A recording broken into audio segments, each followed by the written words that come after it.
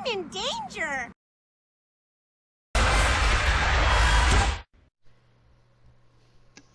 Let's fucking go! Come on! Finally! Finally!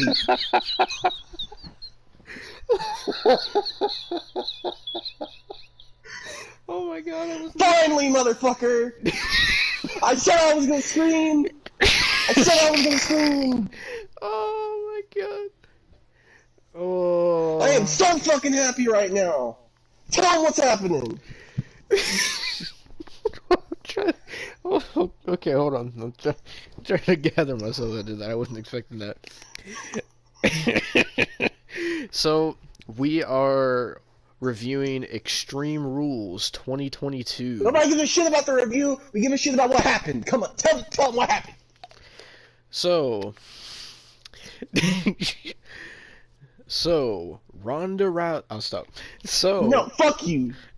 So, ladies and gentlemen, after many, many reviews of us talking about this, many months and months, even a year, almost 2 years now of rumors, ladies and gentlemen, it has finally happened. It finally happened at the end of Extreme Rules tonight. Ladies and gentlemen, finally, making his triumphant return to WWE. Ladies and gentlemen, you know, since you're so excited, you announce it, Austin. You say it. Wait! Fucking wait! Come on! Yes, ladies and gentlemen, Bray Wyatt has finally... Oh shit, I almost broke my headset. Has finally returned. Finally, ladies and gentlemen. It has happened. We discussed this at WrestleMania. Not Extreme Rules. This is Extreme Rules. Hell in a Cell, SummerSlam, Clash at the Castle. After so long of Austin being frustrated and angry and bitter, even his whole almost 2-hour rant about Bray Wyatt rumors. You know what? I just need to shove it in the fucking AEW Marks face. Fuck you, AEW Marks. I fucking knew it. You wouldn't go to fucking AEW, you fucking pieces of shit. Thank fucking God. Thank you, Triple H. Finally. That's all I wanted. Oh my god. Bro, I was thinking about that too when he came back. I was like, bro, it's so glad to like finally put all that shit to rest, because I got tired of people saying, oh,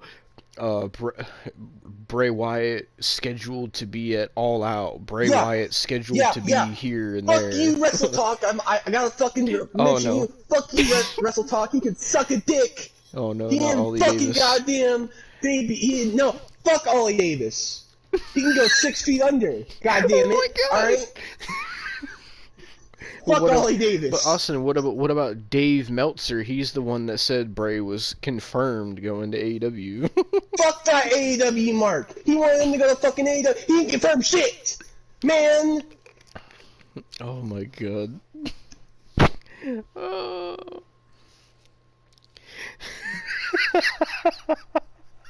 He said... You know what Dave Meltzer confirmed? You know what Dave Meltzer confirmed? What? Dave Meltzer confirmed fucking Kenny Omega's dick in his ass. That's what he fucking confirmed. He said, fuck Ollie Davis.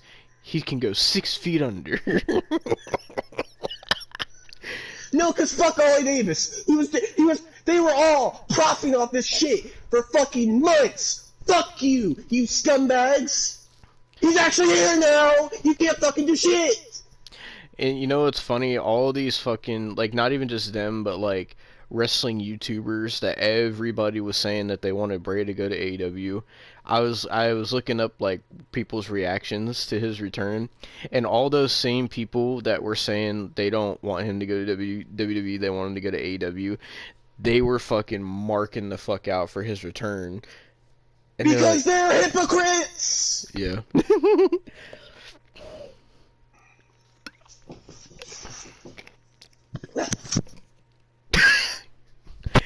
It's the door. It's someone's knocking on the door.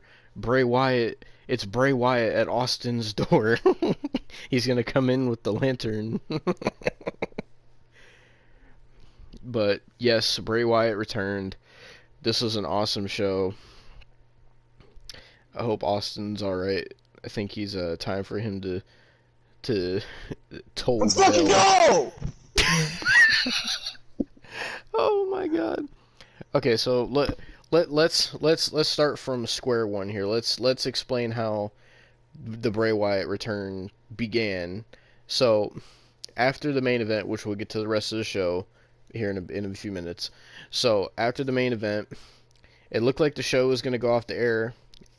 All of a sudden, the lights went out, and everybody's like, "Oh shit, something's about to happen," which they already like said that their White Rabbit was going to be revealed. So basically, the lights went out, and everybody turned on their phone cameras because that's what they've always done for Bray Wyatt. And it was quiet in the arena, and Michael Cole was like, "Are we still on the air, guys?"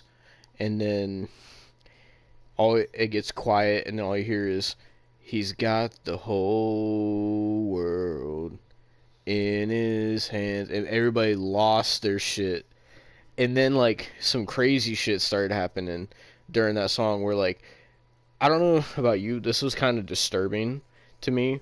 Like when they panned like the crowd and they had the people dressed up as the Firefly Funhouse characters, like especially the fucking rabbit one, that looked fucking disturbing. Ramblin' Rabbit, I think it was. And Yeah. so they panned first to Huskus the pig, and then Mercy the buzzard, and then I think it was Ramblin' Rabbit, and then Abby the witch, and then it panned to the this part was funny because they panned to the announce table, and they had, I believe it was the Burned Fiend mask, and fucking Michael Cole and Corey Graves fucking dipped. They look so terrified. And then I don't know what this part was. They had like this person in like a fucking ghost face cloak with a Bray Wyatt mask on. That was Abby the Witch. Okay.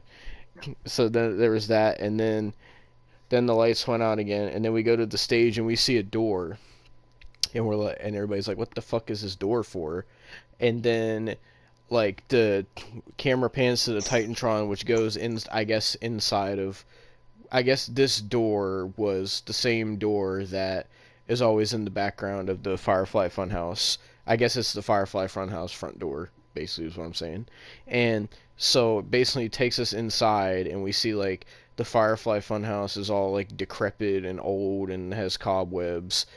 And then we start seeing like this like White Rabbit shit and all these different like creepy things on screen. And then we see like this blue light coming from behind the door, and then the door opens, and the first thing we see is a lantern, and people start losing their shit again. And then out walks a figure holding a lantern with, I'm not really sure what the mask is supposed to be, but it's like this white mask, and he walks out, and he walks onto the stage, stands there for a minute, and I shit you not, like the crowd was fucking losing their shit. They were chanting "Holy shit" so loud. Like I don't think Bray has ever gotten a reaction like that before. And Bro, I'm not gonna even lie to you. I have tears in my eyes right now. oh my god. How fucking happy I am right now. So then the camera pans closer to the figure, and he grabs the mask and unmasks himself, and it is revealed to be Bray fucking Wyatt. Now, obviously, it's not the Fiend. I'm not sure what exactly it's gonna be. Because it's not. It had like semblance of like the old Bray Wyatt, because it had like at the end it did like the old jump scare thing, and it had like a buzzard logo kind of. But then again, he has like a new mask also, so I'm not really sure what exactly it's gonna be, but I'm definitely excited to fucking find out. And now that he's fucking back, that takes shit to a whole nother fucking level. Like, I'm actually fucking crying right now. so, okay, so I want to ask you, what what part of his return made you the most excited? Was it the build up to it, or was it the part like where you saw him unmask? Everything. How You hard can't. how hard did you bust? I didn't bust, you asshole. I'm actually fucking crying, you dickhead. Oh, fuck. I'm so goddamn happy, dude. I'm so fucking happy. I can't ask for any. Like, the only thing I ever ask for, the only other thing I'd ever ask for is for MGF to be in WWE, but you know, I can't. I can't really do that right now until 2024. So, Yeah. and something tells me my hopes are going to be dashed with that, so I'm just not even going to try. Nonetheless, this is the only thing I ask for. Is thank fucking God. I'll take that. I could live with this. I could live with just having this in MGF staying in AW, whatever. I could live with just having this. I could die peacefully now, knowing that he's fucking back. All right, just thank you, thank God. When that door opened, I thought it was fucking God. I just sit there and sit him back. I swear to God, thank God, dude. He said it was a handicap match. It was me versus Shawn Michaels and God. No, there was two epic returns. Fucking God and Bray. Let's fucking go. I'm so fucking happy. Bro, fucking, this is a historical moment on the wrestling reviews because I think this is the first time that Austin has had tears of joy rather than tears of pain. I'm so fucking happy, bro.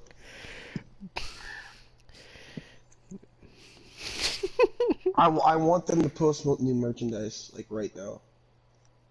I'm surprised they haven't. Usually in fucking AEW, when they have people debut, they have the fucking merch already made and it goes up like right after they fucking debut. But I I don't know. I'm interested whether Bray is going to be on Raw or SmackDown cuz I thought Raw since he came out after the Rollins and Riddle match, but then again, it didn't really have anything to do with it. So, I don't really know. They could use him more on SmackDown, I would say, because they kind of need people on SmackDown more. But I don't know. We'll see. I don't care where he goes. I just want him to wrestle.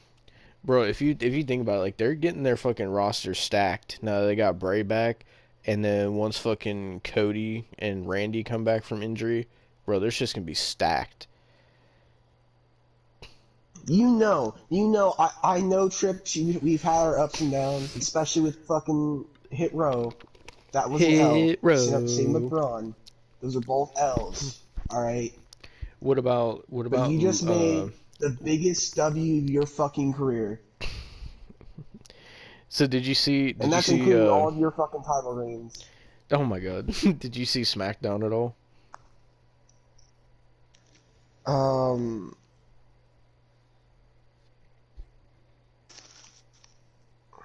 I saw a little bit of it. I saw Legado del Fantasma. So did you see the part with the fucking Viking Raiders? No, I did not. So I didn't either, but apparently they had like this promo for the Viking Raiders, and apparently fucking Sarah Logan was in it. So I guess she's gonna be fucking back now.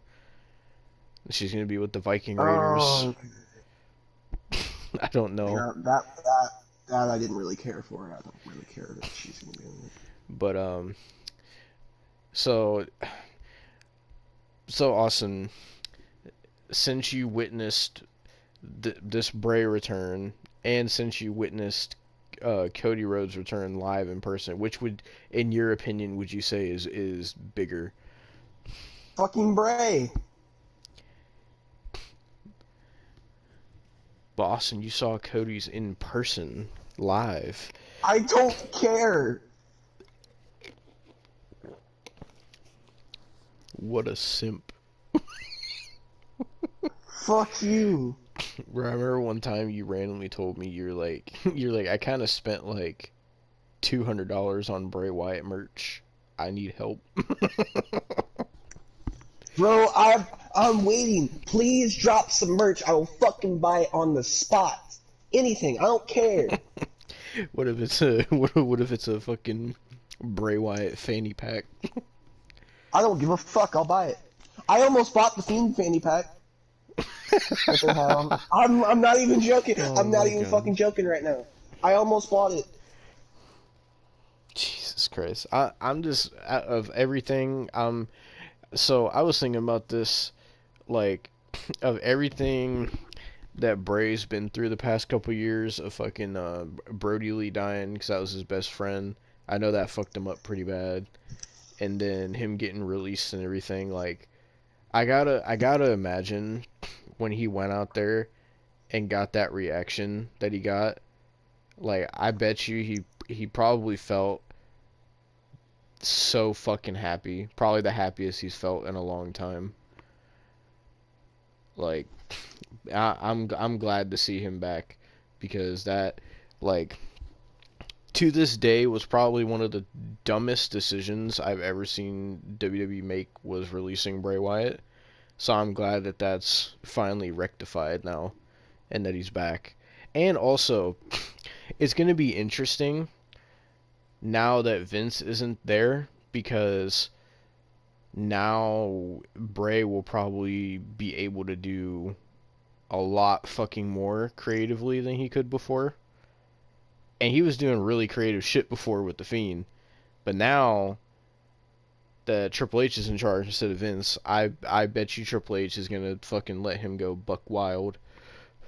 Dude, do you think they'll make all those characters that was in the crowd masks? Like replica masks? Cause I'll buy all. Oh god, you're gonna buy that cursed Ramblin' Rabbit one? I sent you a picture of all of them. God damn it, fucking trying They to all open took a it. picture together apparently. Oh dear god. Bro, I was like, I was looking at some of them and I was like, that's kind of fucked up that they fucking picked someone that was fucking fat enough to have their stomach hanging out to play Huskus. Yeah, that's kind of fun. Nonetheless. So it was Austin under there. I'll stop. Dude, I wish I would have got to meet Bray Wyatt. What the fuck? Oh my god. But fucking yeah, it was fucking awesome, bro. I'm really happy that he's back. Like, definitely out of everyone that's been coming back or everyone that's been talked about coming back, Bray Wyatt is definitely the biggest acquisition that they could have gotten right now. And I think this is really gonna be the best case scenario for both WWE and Bray Wyatt, in my opinion. But now I'm interested, like, I'm interested where this is gonna go from here. Like, who is Bray gonna have his first match back with? Who's he gonna have his first feud back with? This is. Who's he You know gonna what's target? terrifying? What? You know what's terrifying? I'm so happy right now that people are posting Ronda botches. Yeah, I'm not even pissed.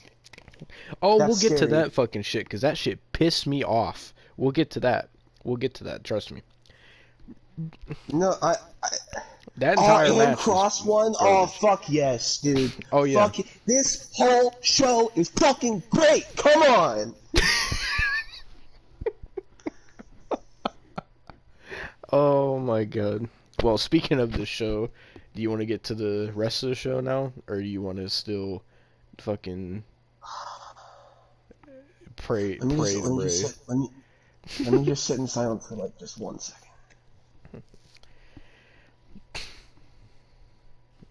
I'm so fucking.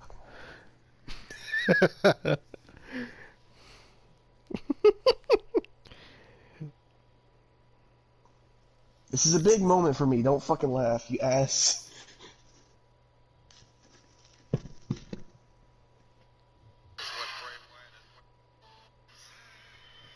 Alright, here you go, Austin. things come to light. He's got the whole in his hand. He got the whole wide world in his hand. He got the whole in his hand. He's got the whole world in his hand. How'd you like that? I feel so great right now. So, are we ready to get to the rest of the debut? I mean, the rest of the pay-per-view? Yeah, go ahead. Oh, that's wholesome. Someone posted a video of their daughter reacting to Bray Wyatt returning, and she was going crazy. And she said, she was crying. She said, "I missed you, Bray Wyatt." And then Bray Wyatt replied and said, "This is why I do what I do. I missed you too, all of you, so much."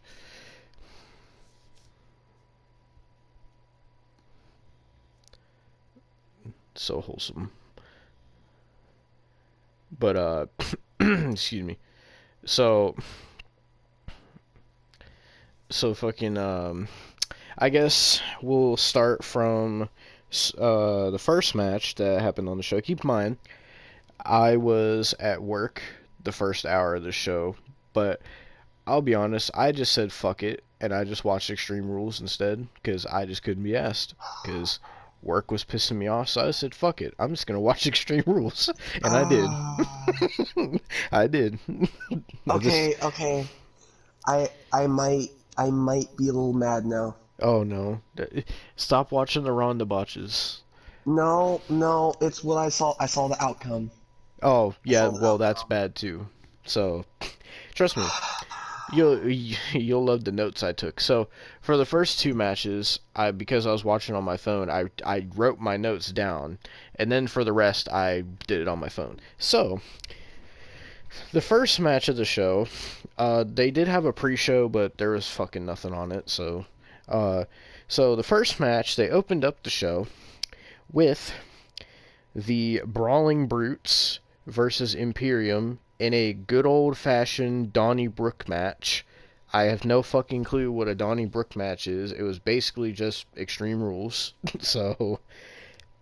But this was a fucking awesome six-man tag.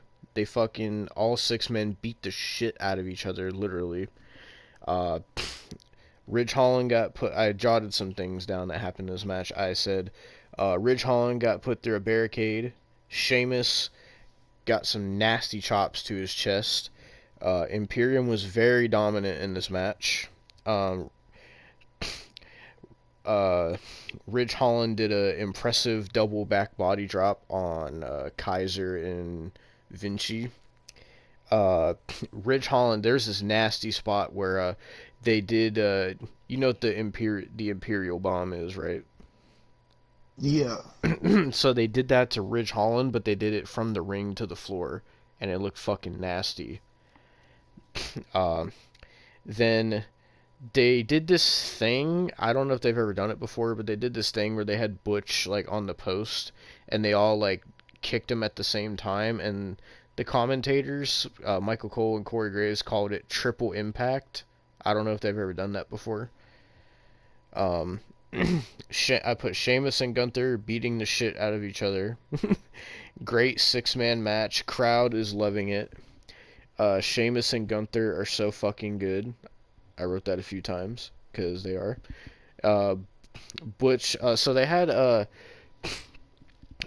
by the commentary table, they had some wooden barrels for some reason. I guess, a Donnybrook match, they kind of made the outside of the ringside area, look kind of like a bar. I guess it's supposed to be more of like a bar fight type thing, is what it kind of looked like. So they had some wooden barrels, and Butch climbed up on top of him and did a moonsault.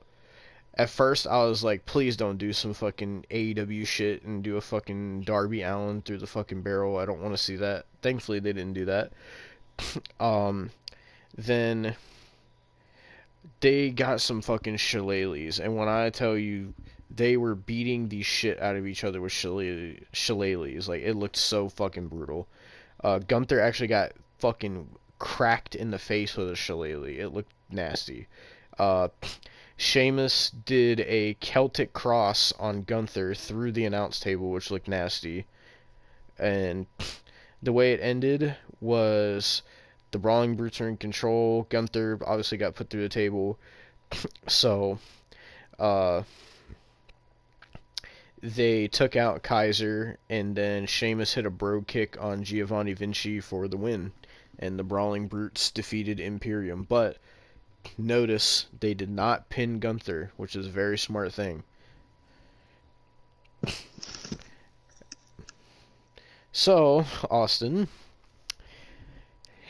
the second match, they decided. Sorry, I'm refreshing the WWE shop page, making sure they didn't. Oh my fucking god!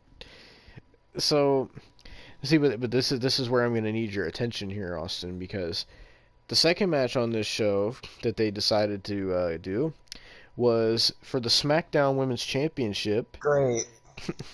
Liv Morgan defended against Ronda Rousey. So, let me read you what I put in my notes. This is an Extreme Rules match, by the way. The only one that was classified as Extreme Rules on the show. So, Ronda Rousey came down to the ring, and she was wearing, you know how, like, people that do karate or judo, they have, like, the weird, like, karate clothes? So, Ronda came out wearing that, and it was in, like, Pepto-Bismol pink. Oh, that's just disrespectful to me. Oh, That's but just- not only No, that, she was flexing that she was a black belt. But also I'm a brown belt, motherfucker. Fuck no. she was flexing that she was a black belt in judo. That was why she Oh, wore really? that Yeah. for her entrance. Is that one of her fucking conspiracies? I don't know.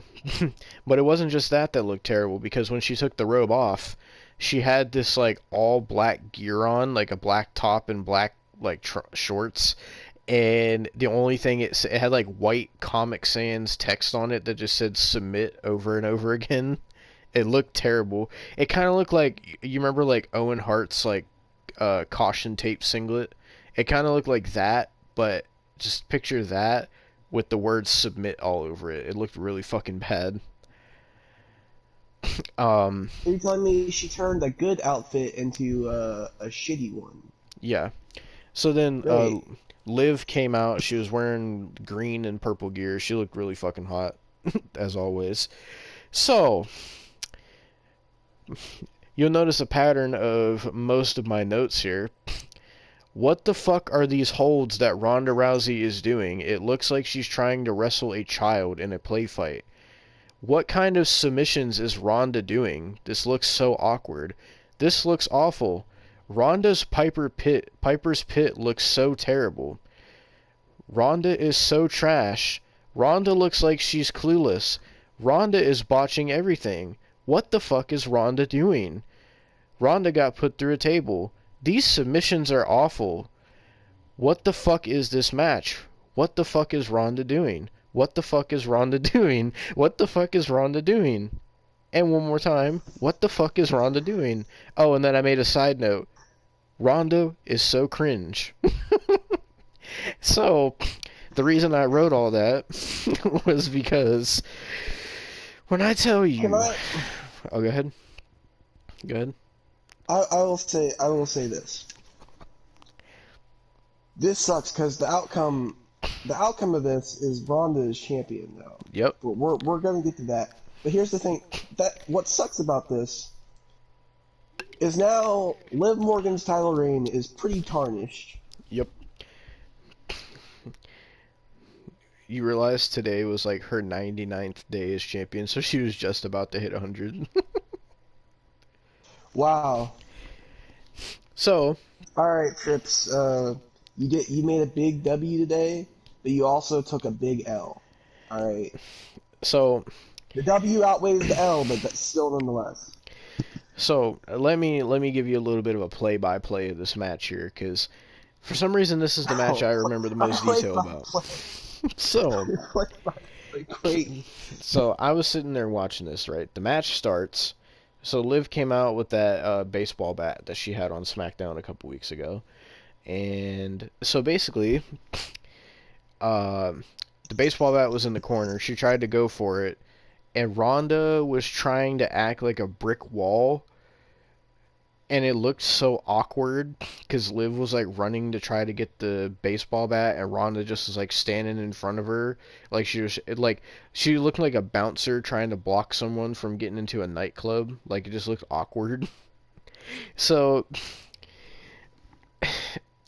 so Ronda starts quote unquote beating the shit out of Liv Morgan, and when I'm saying beating the shit out of Liv Morgan, I'm talking about some of the most like awkward like kicks I've ever seen. It looked like she was trying to do like Orange Cassidy kicks that actually connected, and it looked like she was trying to, like, you know how awful Goldberg's super kick looked? Like she was doing kicks like that, and it was really bad.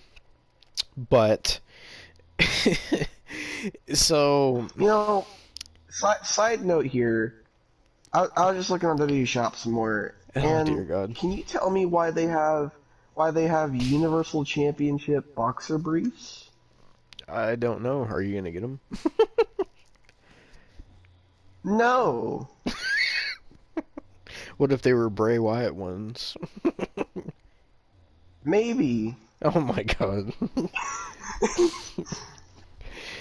So, I have the Bray Wyatt shorts.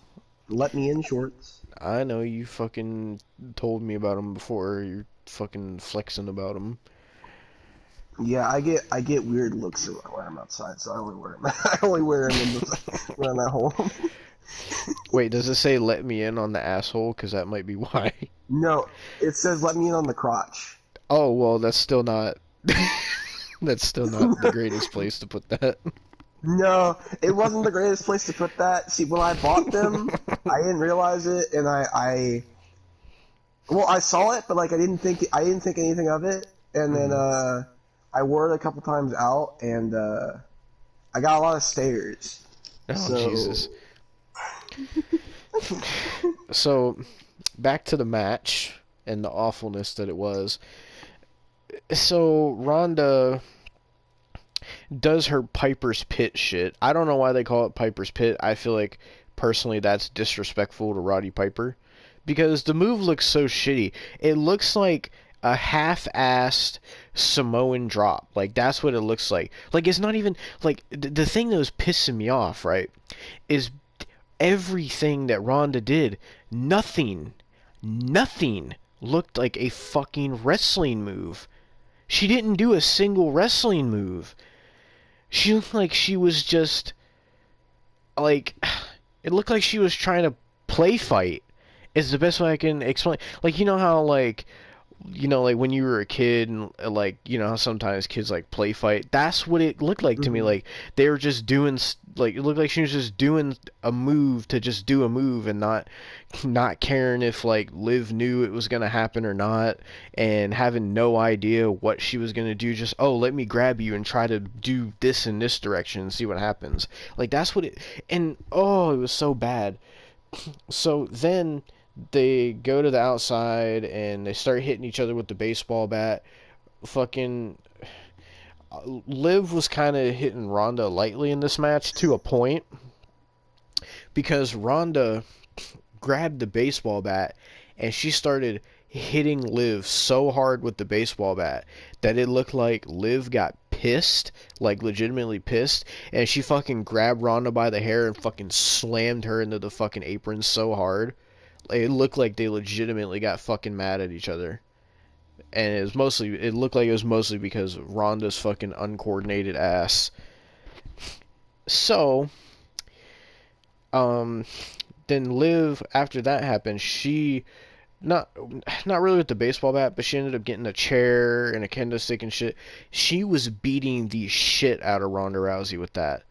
Like, it looked like she was legitimately pissed at Ronda Rousey. So, then Liv gets a table, brings it in, takes forever to set it up. So then fucking like Ronda tries to do her submissions. This is what got me fucking heated, right? Ronda Rousey, the quote-unquote baddest woman on the planet, right? Who was in UFC and did MMA and judo and all this shit, right? You would think, Austin, that she would know how to do a submission after, She can't even do her own finisher.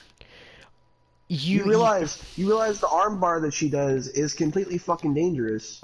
Mhm. Like, she can't even do her own finish right.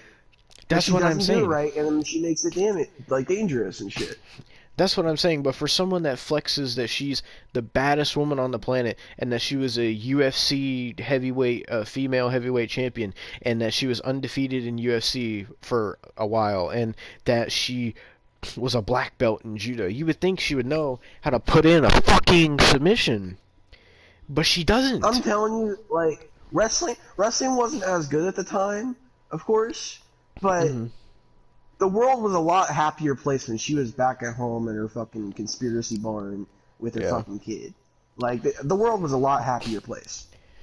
And so she was trying to do this, like, armbar thing, but it wasn't even like she usually does it. It was like she was grabbing Liv's arm, and Liv was just like, "What are you doing?" And Ronda's like, "Oh, well, I'm gonna twist your arm this way." And it looked like Liv was like, "Ow, that fucking hurts. Like, what are you doing? You're gonna break my arm." And Ronda was like, "I don't care." Like, that's how it came off. And then, Liv fucking ends up putting Ronda on the table, and she does a top rope senton through the table and pins Ronda Rousey 1-2, and then Ronda kicks out, and then Ronda starts no-selling everything. And what pissed me off the most probably is so for a lot of this match, there was one spot where Liv went to do like like the Carlito backstabber. She went to do that, and Ronda just kind of like acted like she had no idea what was going on, and so she kind of sandbagged it, and it looked horrible. So then Liv had to like pick her up and do it a second time, and it still looked fucking terrible because Ronda just didn't take the move right. like Austin, she looked like in this match, this was way worse than her match at SummerSlam. And that match was bad. Because we watched that together. This was way worse than that. Ronda looked like, in this match, like she had never stepped foot in a wrestling ring before. That's how bad this was. She looked like this was her first time ever competing in a match. Jesus Christ. She looked like she did not know anything. She kept looking around like she was confused and didn't know what to do. She was so uncoordinated. Every time there was a move done, she didn't know how to sell it. She didn't know how to take it right. She didn't know how to hit anything right. And even like when she did the Piper's Pit, it was like she would just grab Liv even if she's not ready and just like whip her down into the Piper's Pit. Like, it looks so bad. And then, what pissed me off the most out of everything was the fucking finish. Because this was so convoluted, and I don't understand how they even allowed this to be a thing. So, Ronda gets Liv in this weird armbar thing, and Liv tries to power out of it. She power bombs Ronda on a broken piece of the table, but then Ronda pretty much no-sells it. And she's like twisting the arm, right? So, you know how she basically did the same armbar that she did at SummerSlam when Liv tapped. It was like that kind of one. So, what ended up happening, I'm sitting here watching this, and Ronda has the armbar in, and the announcers are like, "Oh, is Liv gonna tap? Is Liv gonna tap?" And then, like, Liv is trying to lift Ronda again, and it looked like Ronda was, like, sandbagging her. And so then Ronda decides, "Oh, well, I'm gonna fucking because I know judo and MMA, I'm gonna transition into another submission. So what she did was she fucking goes from an armbar position where she tries to like wrap her her left leg around Liv, and then she tries to like move her body around, and then she moves her right leg, and it looks like she's trying to like twist her legs like some spaghetti noodles, and then she like tries to like move her body around, and it's just so awkward, and Liv looks like she has no idea what's going on, and Ronda's like trying to like move her arms and her legs into some kind of hold, but like what? I have to send you Oh dear God. What? I'm sending it to you right now. Oh my God, what the fuck is this? Why did somebody make that? Oh dear. Ew, why? Why would somebody make that? I'm gonna have to put that in the thumbnail.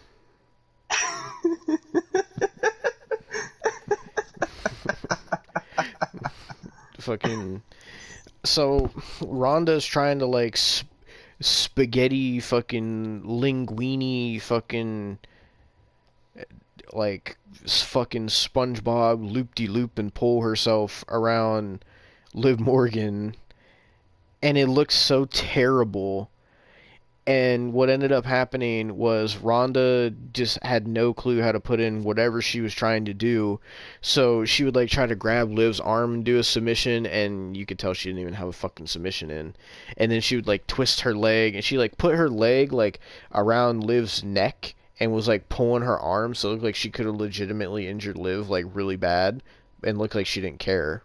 And so then she ended up like they ended up falling because Ronda made it such an awkward like sandbaggy fucking slippery spaghetti fucking pasta water oil position, and so they fell.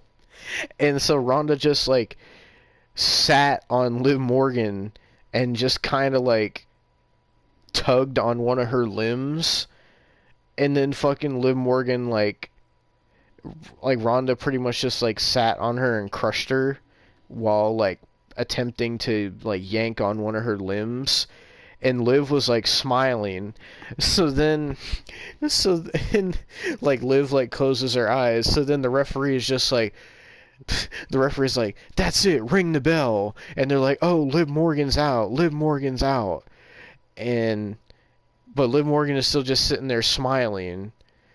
And then they announced Ronda as the new champion, and I was just sat there, and I was like, what in the holy mother of fuck did I just watch? Oh my God. Like, honestly, Austin, this might have been worse than any... I can't believe I'm saying this. This might have been worse than Eva Marie versus Alexa Bliss at SummerSlam 2021. And if you've been watching our reviews, you fucking know how I felt about that match. This was worse. This was worse.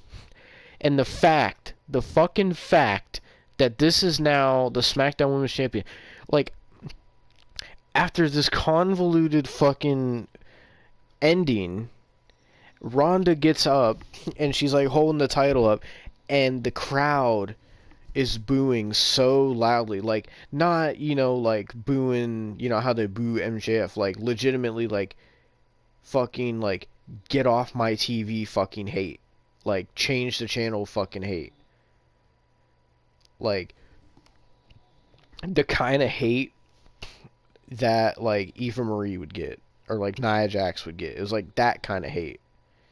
And then Ronda was like, she, of course, and I'm sure you probably heard this story about Ronda before, where Ronda like got legitimately upset because fans were booing her because she believed that she's a baby face, so the fans have to cheer for her no matter what, and she got legitimately upset that the fans were booing her. That happened Yeah. before. So so it looked like that's what was happening again here, because Ronda looked like she was fucking pissed off that the fans were booing her, because it looked like what they were trying to do with this situation was turn Liv Morgan heel and make Ronda a babyface. That's what it looked like they were trying to do, because the crowd going into this match kind of cheered Ronda and kind of booed Liv. But coming out of this, oh my god, everybody hates Ronda Rousey now, dude.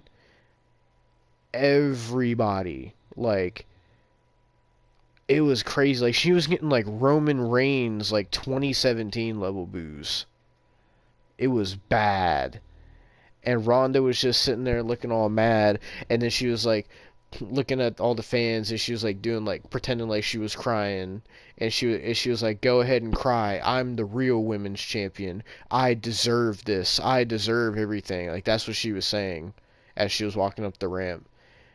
And then fucking Liv was just sitting there, and she was like still smiling, and like she was like looking all creepy. It was like a creepy kind of smile, like she was fucking doing some like Alexa Bliss, Bray Wyatt gimmick type shit. God, And you don't even want to see my Twitter right now, like my Twitter page. well, you said you saw some of the Ronda botches, so you can understand how bad this fucking match was, Austin. Yeah, I understand. All I know It is was I so just awful. retweeted like 16 things about Bray Wyatt.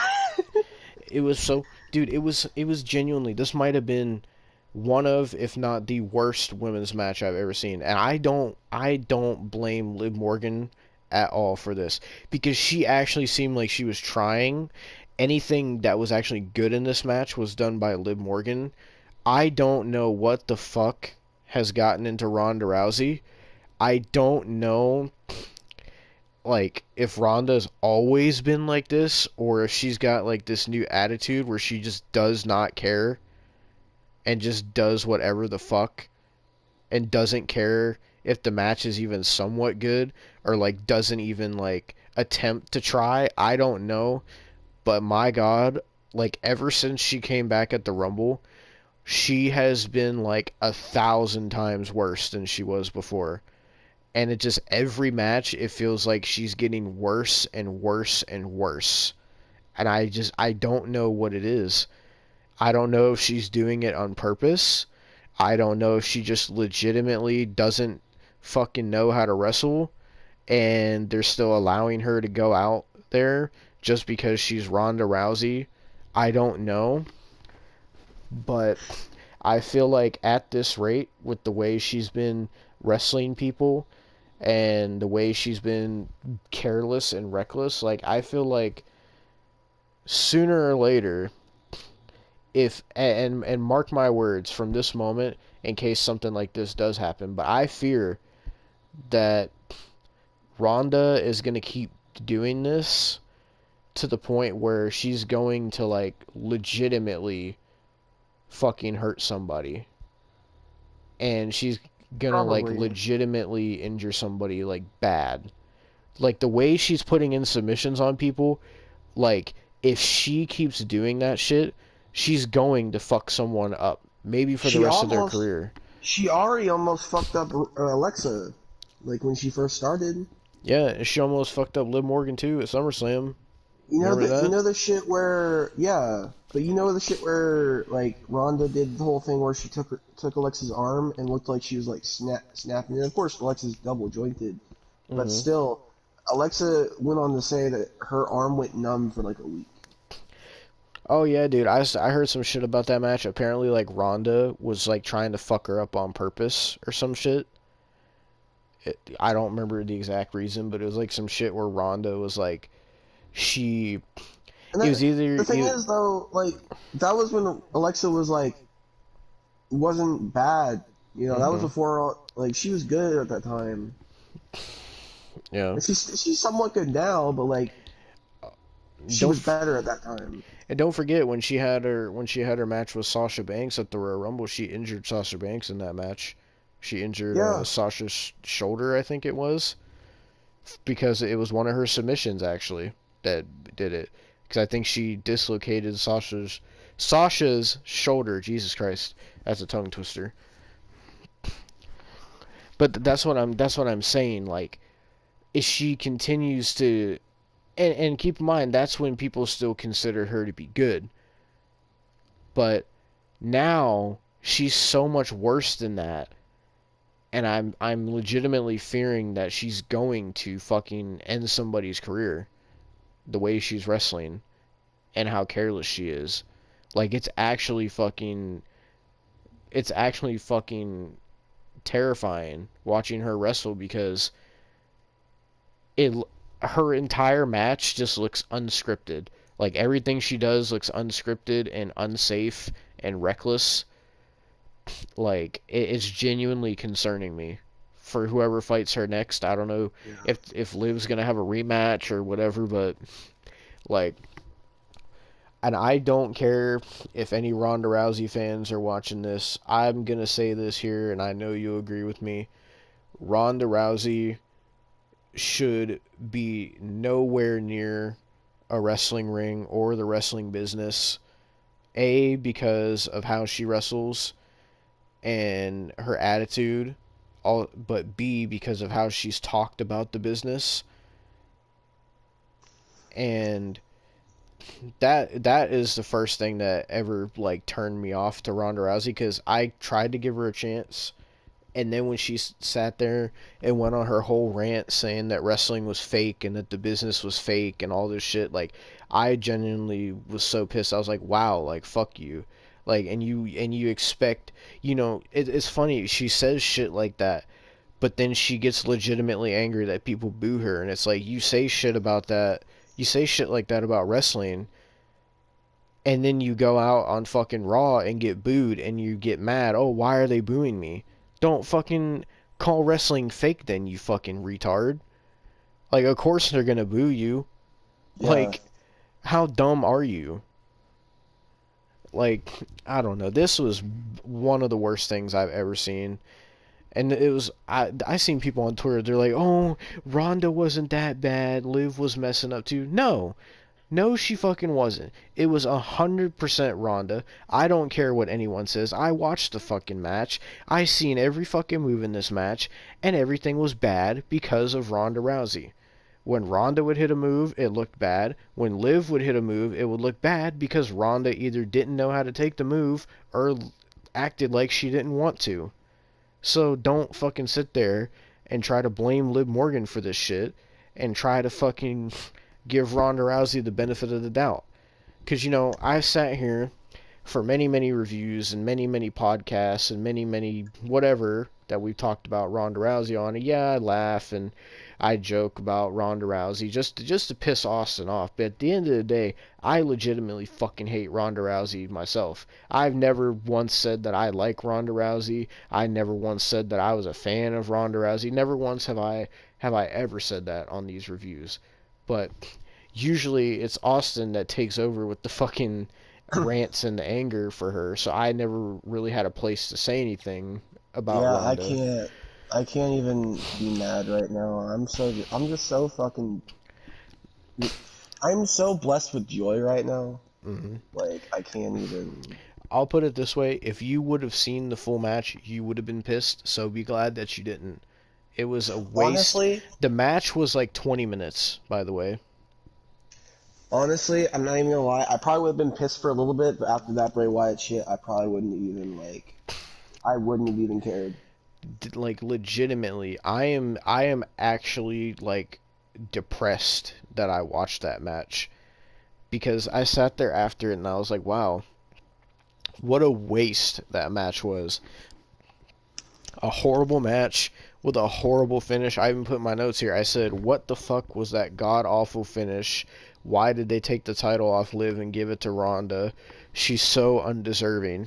And that's another thing. I'm curious how you feel about this, because I keep seeing people on Twitter.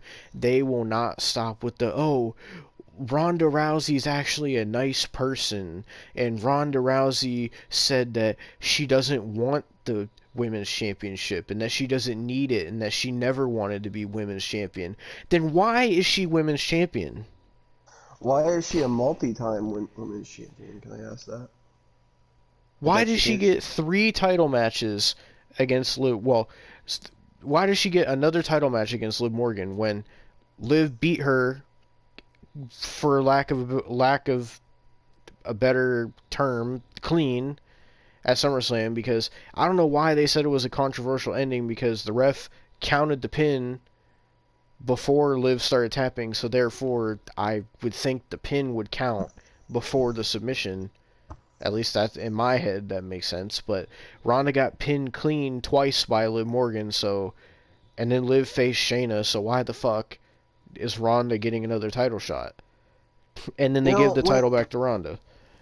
When Adam Pearce bodies you on the mic, you know you're bad.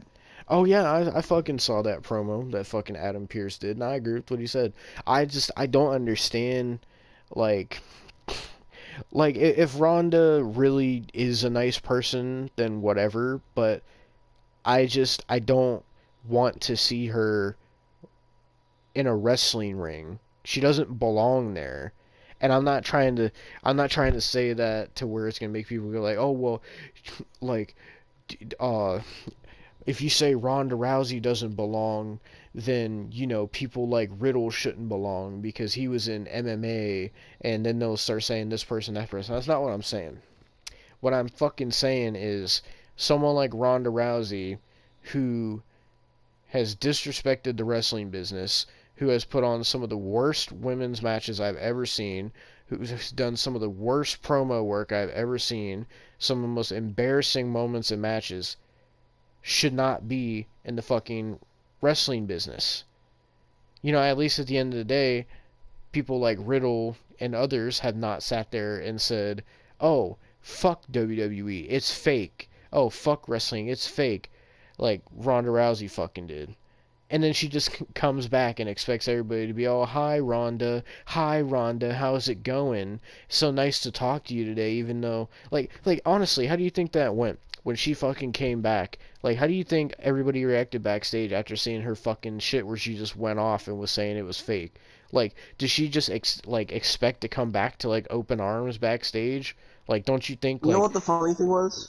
What? Her excuse.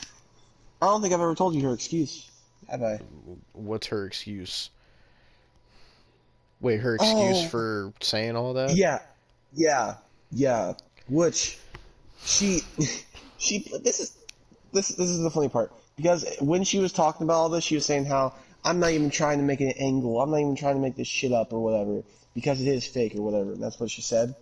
Mm-hmm. Tell me why her excuse was, oh, I was trying to make an angle out of it. Oh my fucking god. I'm not even joking. Oh my god, this fucking cunt. So she blatantly lied to make up an excuse. How do people defend her? I don't understand, dude. Like, legitimately. Oh, they were all, when she returned, they were all defending her. Oh, she's got fucking massive tits now, so we have to defend her. Her tits aren't even that massive. Fucking, legitimately, after this match, I went on Twitter. Is either people trying to, like, say that they were both at fault for how bad the match was, or they're like, oh, people are overreacting, Ronda isn't a bad wrestler, oh, Ronda's actually good, it's just the match was poorly put together. Like honestly, stop making fucking excuses for fucking terrible shit, just like they were fucking doing during that Alexa Bliss fucking Fiend run shit. Like, after she split from the Fiend but still had the gimmick. Like, making excuses of, oh, well, you know, it's part of the gimmick. Oh, well, Alexa is fucking, she's good, but, oh, it was Eva Marie's fault. I don't care. For that match, I always felt Alexa was at fault as well because of her fucking gimmick. I hate when wrestling fans, especially with shit that happens in AEW, where they make up every excuse in the book for everything to try to fucking defend shit. I hate it so much with a dying passion. Like, if it's bad, it's okay, people. If something is bad, it's okay for people to say that it's bad. You don't have to defend everything. There's not good in everything. The world is not all fucking cupcakes and rainbows. There's bad in the world. And Ronda Rousey is bad. Oh. Yeah, so stop fucking defending Ronda Rousey.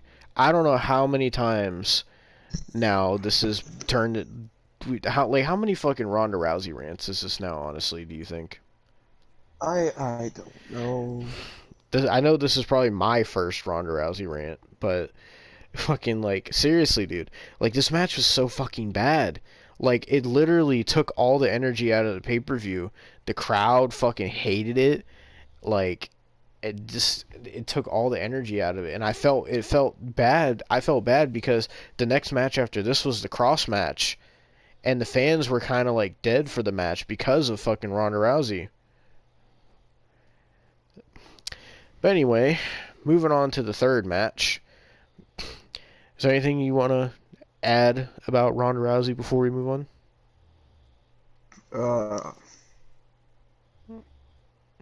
I wanna go home. Oh, Jesus Christ. Oh.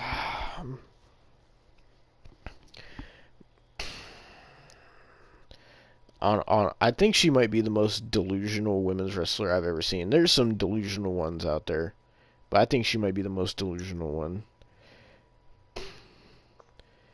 But anyway, enough about Ronda Rousey. Fuck her. I don't know who. People were saying, they're like, oh, but it's okay because now we're gonna get a Ronda versus Shayna feud. Does anybody legitimately want that? Don't get me wrong. I like Shayna. See, Shayna's another example of someone that came from an MMA style background and actually knows how to fucking do shit. What the fuck is that? Oh my fucking god. Yeah, I wish Ronda would want to go home.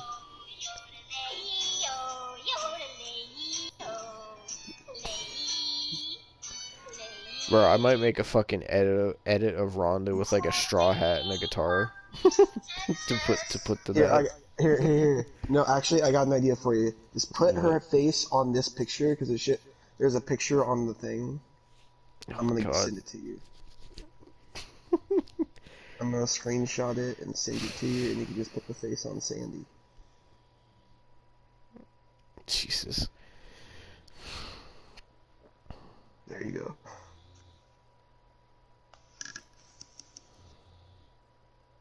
If you could just put Ronda's face on that. Oh dear God. So, let's move on to the next match. I don't want to talk about Ronda Rousey anymore. So, all I'll say is fuck Ronda Rousey. I don't know who she's going to face next. I don't care. She's awful. Fuck her. Next match. Why isn't there any Bray merch? So the next match we had, it was a strap match, and it was Drew McIntyre versus Karrion Kross. This was Kross's, well, actually his first main roster pay-per-view, I believe, but also his first pay-per-view back. And he had Scarlett with him, obviously. What I wrote down in my notes here is fucking Drew is super over with the crowd. And then I wrote Kross's entrance is fucking awesome, and Scarlett is so fucking hot. Was one of my notes I wrote down. Then basically before the match even started, Kross attacked Drew, was beating the shit out of him before he even put the strap on. Oh, okay, hold on. I just didn't mind this. Okay, hold on. Hang Nah, on, man. Nah, what have I done? What have I done, man? Nah, hold on. Oh my god. Nah, I just did a madness. Why are you talking about Drew McIntyre and strap-ons, Devon? Hang on. It's Hang on. it's a strap match, okay? Nah, Allow it. no, Allow it. no, no, no, no. I think you're fantasizing about Drew McIntyre. Oh my god. No. I'll Devin, that's fantasize Drew about McIntyre. about Scarlett, but not fucking Drew McIntyre. You want him to use his sword, don't you, Devin? Jesus Christ. You're not gonna live that one down, I hope you know. So what I was trying to say before Cross No, put the strap on his hand for the strap match, he attacked Drew and beat the shit out of him as a cheap attack, and then he put the strap around his wrist. God damn it. Not his cock, his wrist. Why is he putting it around his wrist? That seems like it would be a... Right, you know, the funny thing about me messing that up is fucking Corey Graves actually said something like that during the match. Cause like Cross is like beating the shit out of Drew or whatever, and Corey Graves said something. He either said something like Cross really wants to. He was like, Cross is really going to town on Drew or something like that. It was like some kind of sexual innuendo. And then he kind of stopped himself for a second, and he was like, Really? It kind of sounds like you wanted to say that, Devin. No. You probably want to put a strap on and fuck Bray Wyatt the way you're talking about him. Nah, okay, nah. You're the one that's talking about strap-ons and Drew McIntyre. It's a strap match, you dick. What else am I supposed to... It's a strap match. They put the strap on in the strap match. How else am I supposed to fucking say it? Okay, like, Devin, goddamn. whatever you say, I'll just let you have I'm sure goddamn Ronda puts a strap on to fucking fuck the cattle to goddamn breed her fucking farm and her fucking wrong turn fucking goddamn farm animals. Oh my fucking god. Fucking, how much you want to bet like Ronda's like farm animals look like the Firefly Funhouse fucking animals? How much you want to bet fucking Ronda sits there and had like her farm animals sits there and they look like fucking Three Finger. Jesus. Am I gonna have to put fucking Three Finger in the thumbnail? I prefer you not. Oh god, maybe I can make some kind of curse thing with like fucking like Ronda finger or something. Oh no! Just put Ronda's face on fucking Sandy. That helps. Anyway, so once the strap match actually began, Cross pretty much was dominant up until a point where Drew kind of turned it around. But it was mostly Cross throughout the whole match. Drew started building some offense. He kept trying to go for the Claymore. Scarlett kept getting involved. Then there was one point they started beating the shit out of each other with the straps. And fucking, so Cross almost lost. And Drew was trying to go for the Claymore, and then Scarlett got in the ring. And I shit you not, Scarlett fucking sprayed Drew in the eyes with fucking pepper spray. And Drew was fucking, he couldn't see, and then Cross put him in the fucking, well, no, he didn't put him in the, he did the, oh, what the fuck is it called? The crosshammer, that's what Michael Cole called it, the crosshammer. And, which is basically like a forearm to the back of the head, basically. And fucking he pinned Drew 1, 2, 3. Cross won the strap match. So Cross wins his first pay-per-view back. Nice. So then, after that, we had the only other women's match on the fucking card, which was the ladder match for the Raw Women's title. Bianca Belair defended against Bayley. Now, can I ask why the fuck that was a ladder match? From what I saw, is because Bayley was like, I want a Raw Women's title shot, and I want it to be a ladder match. And that was the whole reason behind it. And Bianca was just like, okay, I accept. So, what to say about this match? I mean, it's kind of your typical ladder match. It was good. I'm not saying it wasn't good. Let me actually go to my notes for. This is when I started taking notes on my phone. So I wrote, Bailey did a sunset flip on Bianca into a ladder in the corner, and it looked nasty. And then Bailey set up a ladder between the steel steps and the barricade and had Bianca on it. She did a diving elbow onto Bianca onto the ladder. It looked nasty. Then it was really kind of just back and forth. At one point, Bianca hit the KOD, and she started climbing the ladder, and then fucking Dakota Kai and Io Sky came out. And so they basically stopped her from getting the title, and then fucking Bianca just started beating the shit out of them, and I was like, okay. So then she puts both of them in the corner and does a double KOD on both of them, and they were just out the rest of the match, and I was like, okay. So then Bailey, oh, the White Rabbit's knocking on Austin's door again. Fucking, joked about me fucking with the strap on. Fucking sounds like the White Rabbit's putting the strap on to go to town on Austin. Jesus Christ. Maybe it's because Austin bought those new Universal Championship underpants, and Bray Wyatt wants to split them open. The fuck is wrong with you? So does your Universal Championship fucking underpants have like the Liv Morgan zipper down the crotch for Bray Wyatt to get in, the let me in part? I didn't fucking for one, I didn't buy that shit. For two, you're the one that was talking about putting the strap on fucking Drew McIntyre, so don't even admit it. No, I didn't say put the strap on Drew McIntyre. I said before Cross put the strap on, not me. Yeah, nah, I heard put the strap on Drew McIntyre. That's all I fucking heard. So you could say whatever you want, but you're the one that was putting fucking strap on Drew McIntyre. All right. Mhm. Okay. Well, so Bailey hit.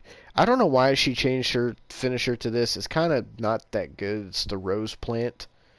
I always liked the Bailey to Belly more. It's kind of like a bootleg Dirty Deeds, like the original Dirty Deeds. Yeah.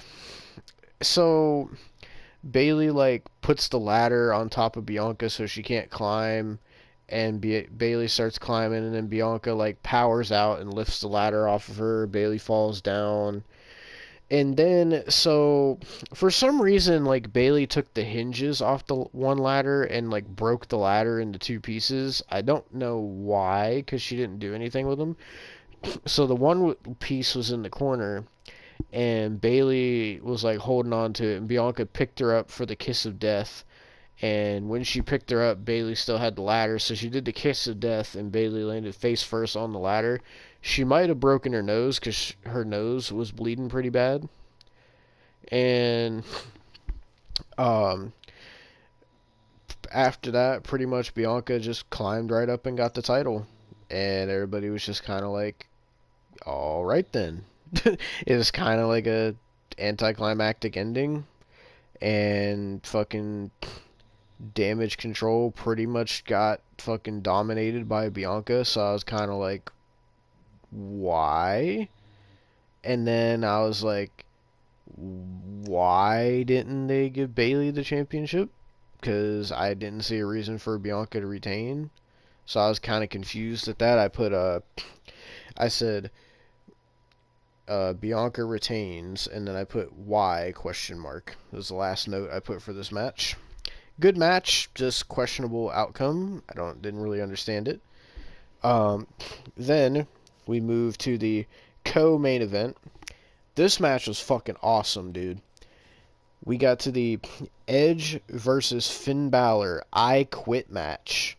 When I tell you this match was fucking great, this was probably the best that the Judgment Day has looked since their inception. Like, they looked fucking strong here.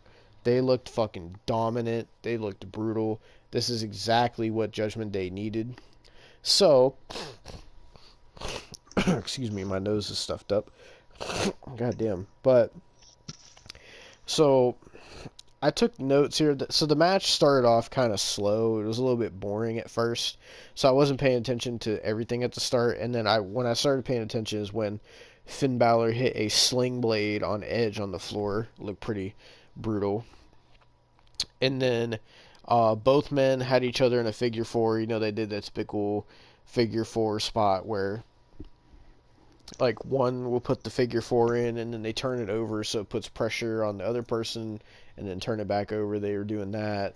And the fucking referee kept asking, like, do you quit? And fucking, it was funny because, like, Edge's voice is so much deeper than Finn Balor's. So when he would ask Edge, he was like, no. And then when he would ask Finn Balor, he'd be like, do you quit? And Finn would be like, no. It was like such a difference in the tone of voice.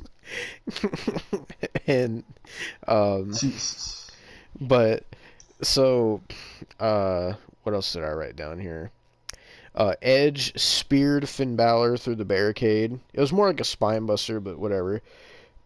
Then they started fighting into the crowd. Oh, also, for some reason, when Finn Balor came out during his entrance, he came out by himself, first of all.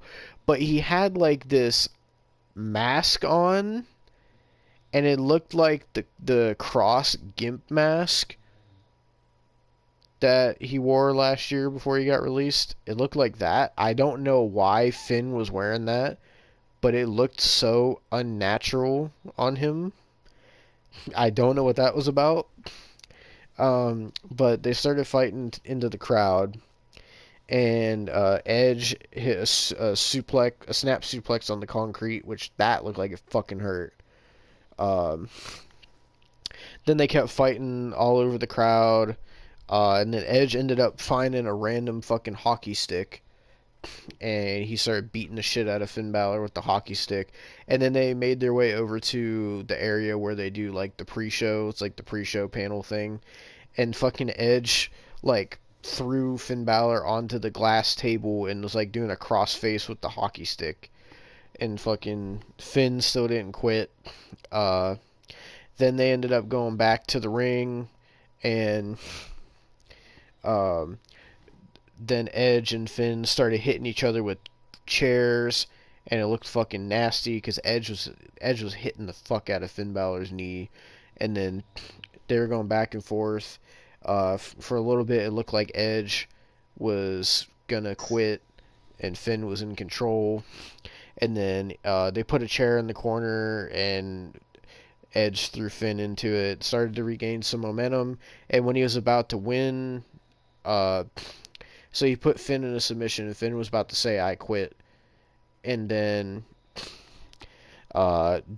Damian Priest and Dominic Mysterio ran down, and Damian Priest immediately got fucking speared. And then Dominic just got fucking clothesline.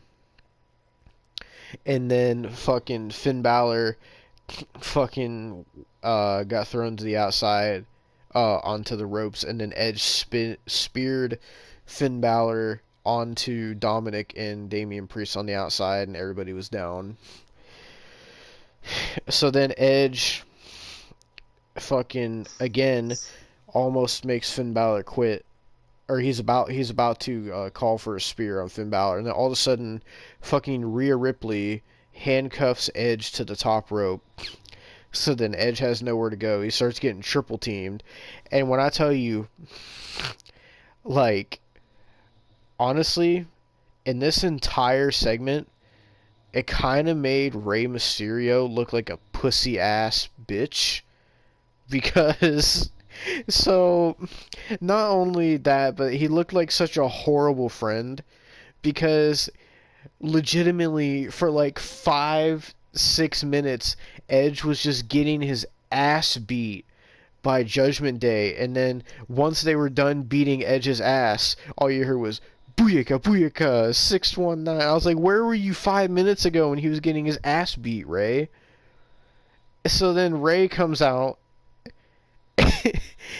he hits a 619 on Damian Priest, and then he gets his ass beat by his son. Like Dominic just like pushes him down, and he just does a couple punches, and Ray was out for 15 minutes. He looked like such a pussy. Like, I don't know what the fuck was going on with Rey Mysterio. He was out the rest of the match from that. From a push. What happened to Rey Mysterio? So then after that... Oh, do you think since he beat his kid so much, like, the shock of his kid actually beating him, like, just had him out for 15 minutes? I don't know. From what I see, everybody's saying on Twitter, everybody wants Ray to whoop Dominic's ass because no one likes Dominic, I guess. He already does that at home. Don't encourage it. Fucking... Bro, Michael Cole was kind of overdoing it on commentary because when he was trying to be like Jim Ross, because when Dominic pushed Rey Mysterio down, Michael Cole, he's like, what the hell is wrong with this kid? That's your father, you son of a bitch. What the hell is wrong with you? Somebody come out here and stop this. Somebody stop this kid. Someone needs to slap this kid across the face. What the hell is wrong with you? Like, I was like, dude, chill out, Michael Cole. Jesus. Fucking...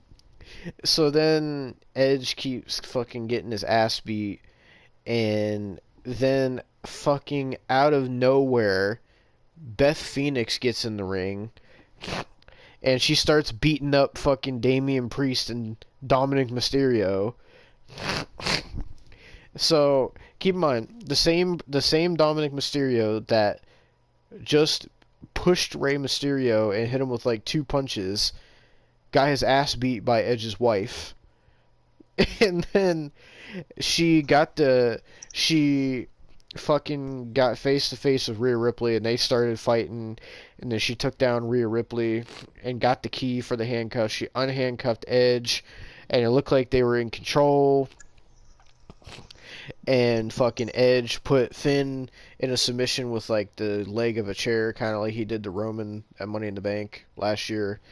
And Edge was about to quit, and then all of a sudden, fucking Rhea Ripley just decks Beth Phoenix with some brass knuckles. Don't know where she got those from. And then fucking Dominic and fucking Damian Priest get in the ring, and they fucking grab Edge, and then fucking all 4 of them are fucking going after Edge, and Edge just is looking at Beth, who's knocked out, and fucking they're grabbing Edge, and the referee's like holding the microphone, and Finn's like, he's like, we're giving you one last chance, say it right now.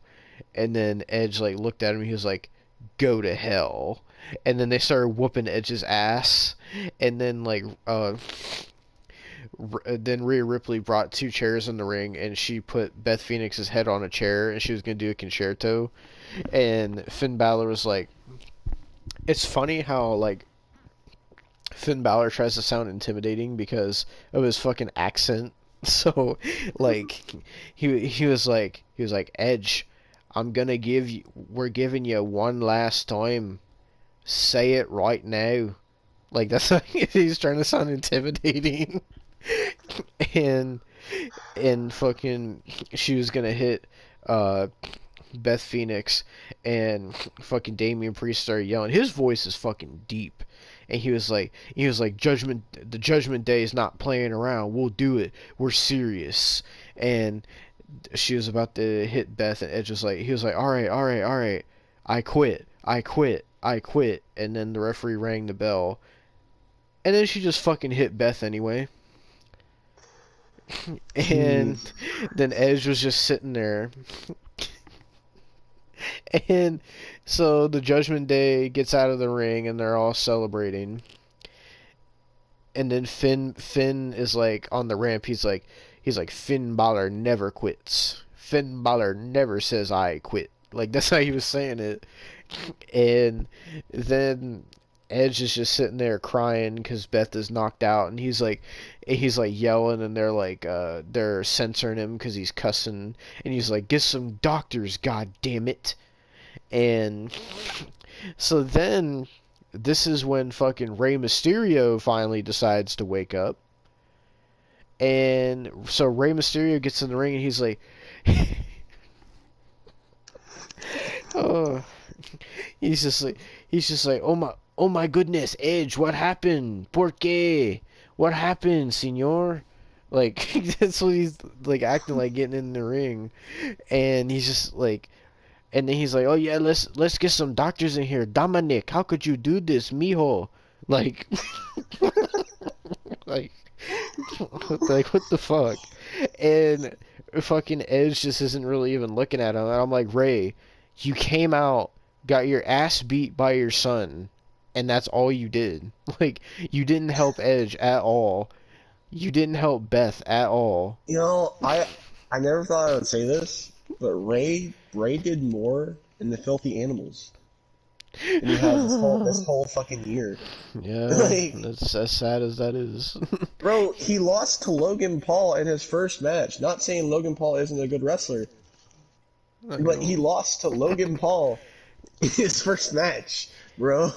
He had that fucking ladder match for the goddamn Disco Inferno's plastic duck. And that was better than his whole year this year. Dude, he lasted like a total of like 5 minutes in the Rumble. I know. Like, didn't he get eliminated by Bad Bunny too? Like, what the fuck, Ray? Yeah, and then every week he gets his ass whooped by Dominic. How are you getting beat up by your fucking scrawny ass son? And it's funny because he gets his ass whooped by Dominic, and then Dominic gets his ass whooped.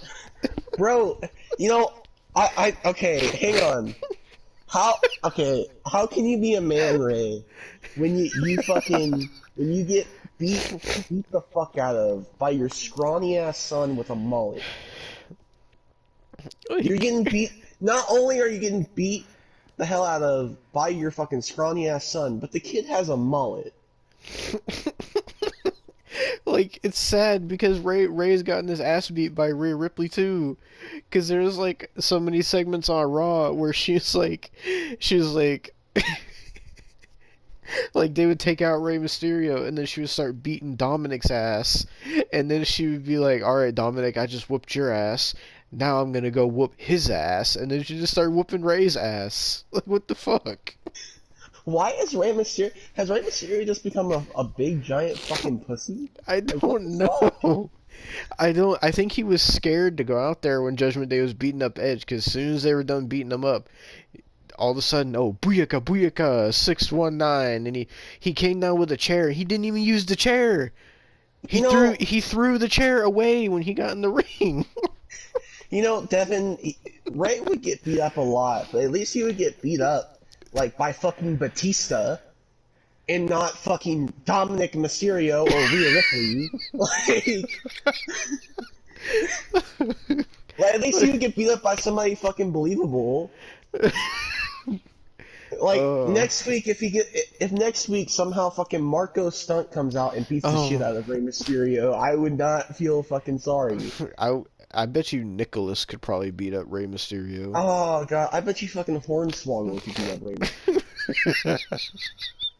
Fucking No, I bet you Hornswoggle's fucking son that towers over him could fucking beat Rey Mysterio. Oh my god. The fucking Connor the Crusher's ghost could probably beat up Rey Mysterio. Oh, come on, dude, you can't do that. Oh my god. Dude, like... But, like, what the fuck, Ray? Like, you would think... I'm sorry, because now all I can think of is that picture where fucking, Batista is, like, choking the hell out of fucking Rey Mysterio and making him look helpless. But Yeah. I'm not picturing Batista, I'm picturing fucking Dominic Mysterio with his mullet. And it looks fucking terrible. Oh, God, Ray, what is wrong with you? You know, what's funny is, you know, when we played the, Rey Mysterio showcase in 2K22, like, Even though like a lot of the matches he won, most of the fucking like cutscenes was just Ray getting his ass whooped by Can I? everybody. You know what? Why the fuck was he the cover of 2K22? He just keeps getting his fucking ass whooped. What I the don't fuck? know, At man. that point, you could have put Kurt Hawkins on the cover a couple of years back if that was the fucking criteria. Like, Oh my god, bro. like, no, I'm just confused on why he just keeps getting his fucking ass kicked, dude. Like, I don't know, like even when they would like have like Balor and Priest and fucking like it was just Balor and Priest and Rhea Ripley, they would have fucking Edge, Rey Mysterio, and Dominic before Dominic turned, let's and they would still get genuinely their ass beat, even though it let's was genuinely think 3v2. about this. Let's genuinely think about this. Rey Mysterio used to be a fucking world champion, Mm-hmm. and now he just keeps getting his ass beat. What fucking? He's. I don't think he's got much left. I Like don't know. he's got maybe like 5 years at best, I would say. I feel Like, I feel like they're building towards a Ray versus Dominic match, but at this point, like, what's the point? Fucking Ray's just gonna get his ass kicked. yeah, Like, and then Dominic will get his ass kicked afterwards. yeah, fucking, they'll build up Dominic. He'll get this like U.S. title shot because they're not gonna give him a world title shot, and fucking, he'll fucking lose. How's anyone gonna believe that Dominic Mysterio is gonna be a world champion when he got beat up by Rhea Ripley for 2 months every Bro, week? I could barely believe that he was fucking tag champion at one point. Oh my god. And come to think of it, fucking Ray did all the heavy lifting in that tag team match to fucking make sure that they got the titles. What the fuck? What the fuck is going on here? I don't How the know. fuck did they just? Did they do some fucking Space Jam shit where goddamn fucking Dominic somehow transferred the like Ray's wrestling ability to him, but it didn't work, so he's able to beat the shit out of Ray, but he's not able to beat the shit out of anybody else. I guess Like, so. What the fuck? Oh, Jesus. But so Finn Balor won the I Quit match. Judgment Day looked strong aside from Dominic because he got his ass kicked by Beth Phoenix. Uh, and that was pretty much that. And then we got to the last match of the show before the Bray Wyatt return. Which, before we get to that, I want to get to the other thing that happened on the show because they kept having these running segments with The Miz where I guess today was The Miz's birthday, and so he was at Extreme Rules because he wanted to talk to Triple H about Dexter Lumis because he was tired of Dexter Lumis attacking him. So throughout the whole show, they had like this mascot for whatever local hockey team it was, and he kept trying to give The Miz like an Extreme Rules shirt, and The Miz kept like he kept like insulting him and shit. So then right before the main event, they had one more where The Miz is about to knock on Triple H's locker room, and the fucking mascot comes up behind him and he tries to give him the shirt one more time, and then The Miz just kicks the mascot's ass. And then The Miz gets up, and then behind him is fucking Dexter Lumis. And he starts choking out The Miz, and he puts The Miz to sleep. And then fucking Dexter Lumis looks at the mascot. He helps the mascot up, and then the mascot starts kicking The Miz's ass. And then they both start kicking The Miz's ass. and then Dexter Lumis and the mascot walk away together. Jesus. And I was like, what the fuck where is this leading to?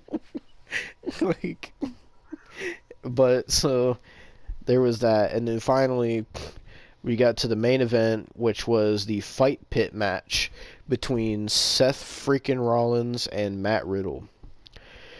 So Oh, excuse me. So also I should mention they had Daniel Cormier as special guest ref as well. So basically, Riddle came out first. Typical. There wasn't nothing special about like his entrance or his gear or anything. So then Seth Rollins comes out. Keep in mind, this Extreme Rules is in Philadelphia, so they kept making fucking ECW references and shit. So, what did Seth Rollins decide to do? Well, Seth Rollins came out in some RVD inspired gear. He had the RVD wrist tape, he had the ponytail, his vest looked like a RVD singlet. He had like the kick pads, like the black kick pads that would say Van Dam, it said Rollins on it. And then instead of the Rob Van Dam, he did the same taunt, but he said Seth freaking Rollins. It was a pretty cool tribute gear. Uh, it was blue. It was like blue and yellow and some other colors. Uh, but the match started, and basically, what the fight pit is it's a steel cage, but then on top of the steel cage is a square platform that is 3 feet wide, and it goes all the way around, so you can climb up the cage to get to the platform. And so there's also, in a fight pit match, there's no ropes or turnbuckles or anything. It's just an empty ring with a cage surrounding it. So basically, they were. It wasn't really a wrestling match. It was more of like a shoot fight, I guess. And so Riddle had the upper hand at first because he had been in that kind of match before. And Seth ended up getting some offense in. And then there was one spot where he suplexed Riddle into the cage wall. Actually, let me look at my notes real quick. Uh,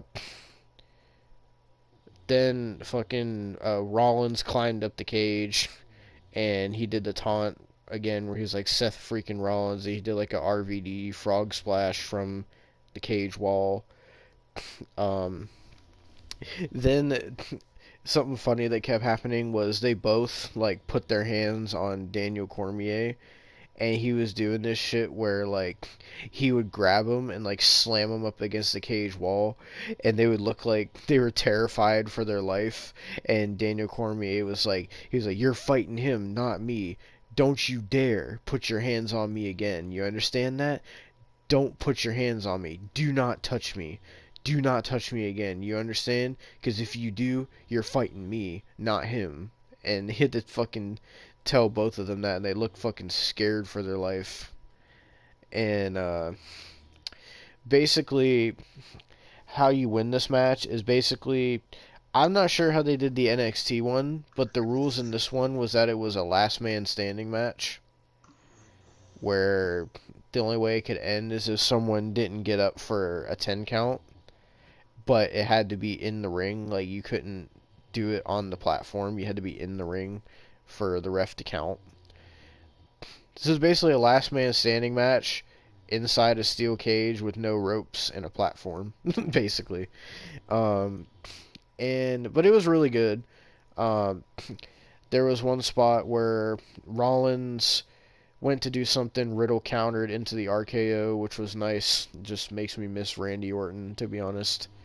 And then Rollins hit a stomp on Riddle. Neither one of them would stay down. And then Rollins climbed up to the platform, and then Riddle climbed up, and they were fighting. Seth was trying to throw him off, but Riddle kept catching himself. And then Seth did a buckle bomb from one corner of the platform to the other. Then he did a pedigree on Riddle on the platform. And then Seth went to do something, I don't remember what it was, and Riddle countered it into another RKO, and then Seth like rolled off the side of the platform and fell down to the ring. So this is where the holy shit moment came from this match. So basically, Rollins was like laid out in the middle of the ring, and Riddle was standing on the platform above the cage. So I'm sitting here thinking, maybe he's gonna do a splash or something. My man does a senton from not even like a flip senton, just like he pretty much back bumped from the platform onto Seth Rollins. And when I tell you, it looked fucking brutal. It looked like Riddle legitimately fucked himself up. And it looked like he fucked up Rollins too, the way he landed on him. And Riddle was like screaming in agony as well after he hit the move. It was fucking crazy. And then, fuck my nose. And then, both men made the 10 count, so the match continued.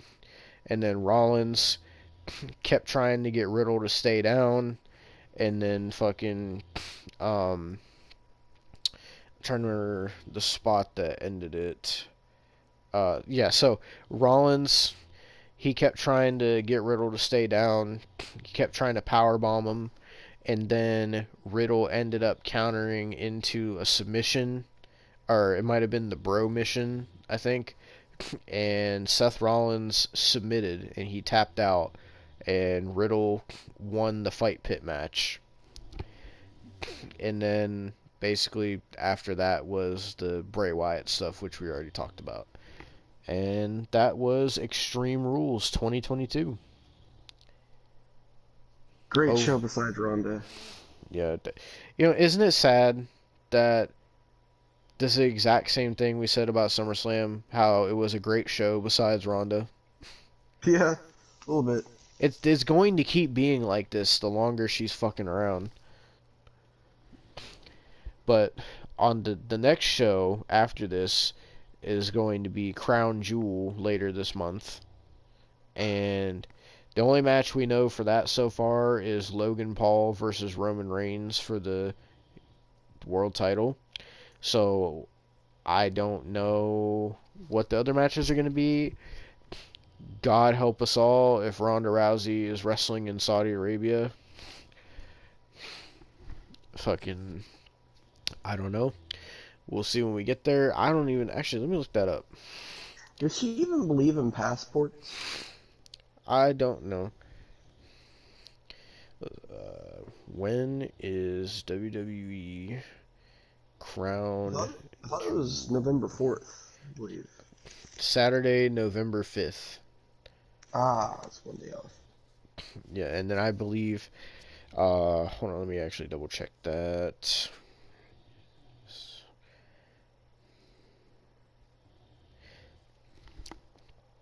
Yeah, so later that month, on the 26th, is going to be Survivor Series War Games, is what it's going to be called. November 6th? I said November 26th. I was about to say, what the fuck? Okay, yeah. So. I was like, that's the day after Thanksgiving. What the fuck, dude? Yep. So that's when Crown Jewel and Survivor Series will be taking place. Besides that, there's not really any other like wrestling pay-per-views we'll be covering unless we do like some WCW stuff, I suppose. But yeah, this is the last like pay-per-view for October. So don't got no other shows the rest of October that we'll be covering. I will be watching Raw and SmackDown though, since I'm working mornings, because that Bray Wyatt's there, I'm watching. Yeah. The live tweets may return. About time. I said may. They better. You gotta do it for Bray Wyatt. Bro, I live tweeted for NXT and I was like, what the fuck? Like a couple months back, and I was like, man, this doesn't feel the same. Yeah.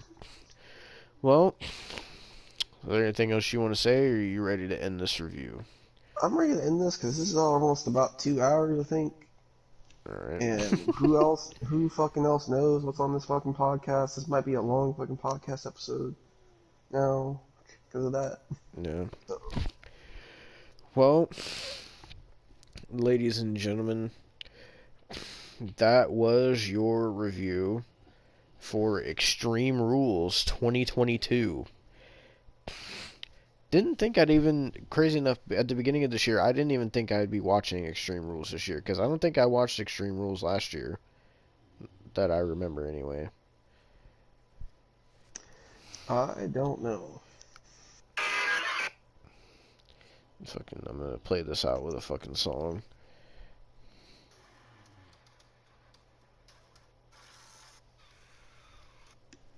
God damn it.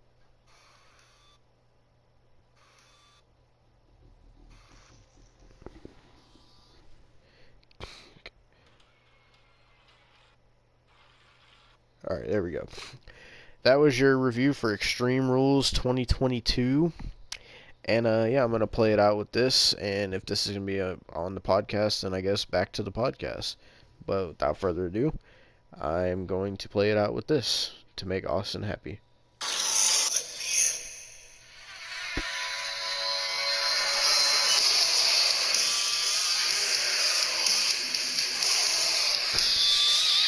I also want to say, welcome back, Bray Wyatt.